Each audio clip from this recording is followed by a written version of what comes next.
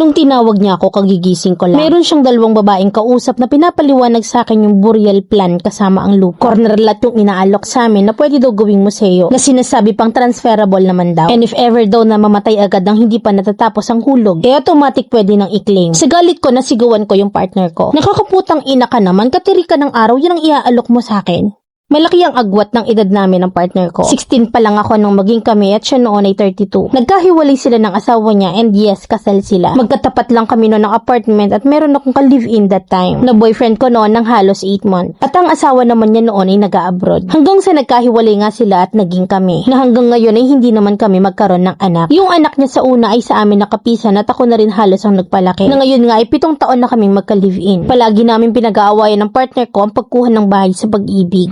Kasi nga hindi malaman kung kanino ipapangalan. Na ang gusto niya kasi ay sa anak niya sa una pero napag-usapan namin na sa akin niya dapat ipangalan. Na kasi nga paano naman ako? Anong mapapala ko sa huli kung sakali man? So lahat ng sakripisyo ko sa kanya wala na. And for my security, ang gusto ko sana ay sa akin niya ipangalan. And if ever ay hindi ko naman pagkakaitan ng anak niya. Na hanggang sa hindi na nga natuloy. Matagal lang hindi namin yun napapag-usapan. Siguro nga dahil alam niyang hindi ako papayag na hindi niya sa akin ipangalan. Hanggang sa nagplano na nga kami mag-business ng malaking tindahan. So dahil nga tindahan yun ay puntahan ng mga nag-aalok. Lalo na't yung tindahan naman namin noon ay may kalakihan. Katanghali ang tapat ay tinawag niya ako noon at kagigising ko lang. Meron siyang dalawang babae nung kausap. At yung partner ko naman ay hindi pa ako nakakaupo ay pinapaliwanag sa akin yung burial plan kasama ang lupa. Na pwede din yung corner lot para museo yung style at yun yung narinig kong inaalok sa amin. Na ang sabi pa transferable naman daw. And if ever daw na mamatay agad at hindi natapos ang hulog, automatic na fully paid at pwede nang i-claim. Sa init ng araw ay hindi ko napigilan ng sarili ko at sigawan ko yung partner ko. Nakakaputang ina ka naman, katiri ka ng araw, yan ang iaalok mo sa akin. Yung dalawang babaeng kausap niya ay parang natatawa sa amin or sa akin lang natatawa. Na nakakainis lang na nangako siya sa akin na magkakabahay at lupa kami. Pero malinaw na sa buhay, hindi sa patay. Tapos tawang-tawa pa siya habang sinasabi niya sa akin na sa akin naman daw yun ipapangalan. At pirmahan ko na raw na makastart na siya ng monthly. Hirit niya pa na maging practical na lang daw kami at dapat daw ay ready kami hanggang huli. Sa galit ko, mamili, nag-walk out ako at hindi na ako lumabas ng kwarto maghapon kahit nangagutom ako. Malinaw kasi na wala siyang plano sa akin. Letter sender,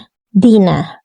Nung bahay sa Pag-ibig ang plano, nagwo-worry ka kung papaano kung mamatay siya. Na kesyo wala kang makukuha. Ngayon na malinaw na meron kang makukuha sa burial plan, nagkakagulo pa rin kayo. Hindi ko rin talaga alam yung irare ako kasi kahit na kaninong bagong gising tapos ganyan ang bungad, maguhurmentado naman talaga. Na kahit pa nga meron kang kahalikang prinsipe sa panaginip. Na baka lang kasi masyado mong sineseryoso yung mga bagay-bagay kaya kasi siguro pinagkakatuwaan ng partner mo. Kaya't hindi na ako magtataka na humiwali agad yung asawa, literal na binigay sa'yo ang sakit ng ulo. Kung ako sa'yo, tanggapin mo na lang at jack and point na lang kayo kung sinong unang gagamit ng walang samaan ng loob. Kasi investment pa rin naman yan, hindi rin biro yung presyo. And take it positively, tama rin naman na handa kayo hanggang huli. Eto pampalubag loob. O isipin mo na lang kung papaano kumaon na nga siya o edi sakit mo pa ng ulo, di ka? Huwag mo nang dibdibin at mag-start healthy living ka na lang. Mag-herbal-herbal ka nang hindi ka maunang mahiga.